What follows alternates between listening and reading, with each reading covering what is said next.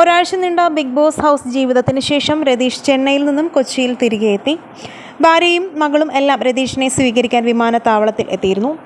ഇപ്പോഴിതാ ഭർത്താവിൻ്റെ ഹൗസിലെ പ്രകടനത്തെക്കുറിച്ച് രതീഷിൻ്റെ ഭാര്യ പറഞ്ഞ കാര്യങ്ങളാണ് വൈറലാകുന്നത്. ചേട്ടൻ ഇങ്ങനെ ഒരാളല്ലെന്നും പെട്ടെന്നുള്ള പുറത്താകൽ പ്രതീക്ഷിച്ചിരുന്നില്ലെന്നും അതുകൊണ്ട് വിഷമമായി എന്നുമാണ് രതീഷിൻ്റെ ഭാര്യ പ്രതികരിച്ചത്. 100 ദിവസം നിന്ന് കപ്പുമായേ വരൂവെന്ന് ഭാര്യയ്ക്ക് രതീഷ് ഉറപ്പ് നൽകുന്ന വീഡിയോ പ്രേക്ഷകരും കണ്ടതാണ്.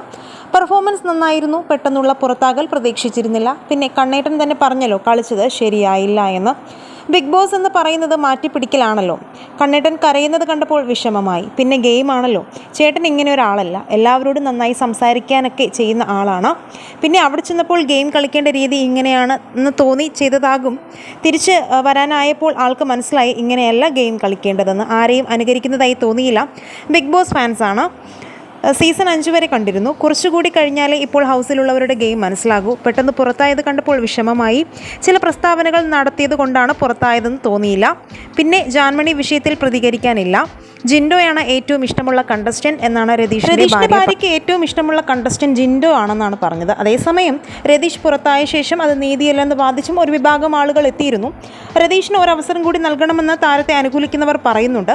പക്ഷേ ഇനി രതീഷിന് ഹൗസിലേക്ക് ഒരു റീ എൻട്രി സാധ്യമല്ല എന്നാണ് തോന്നുന്നത്.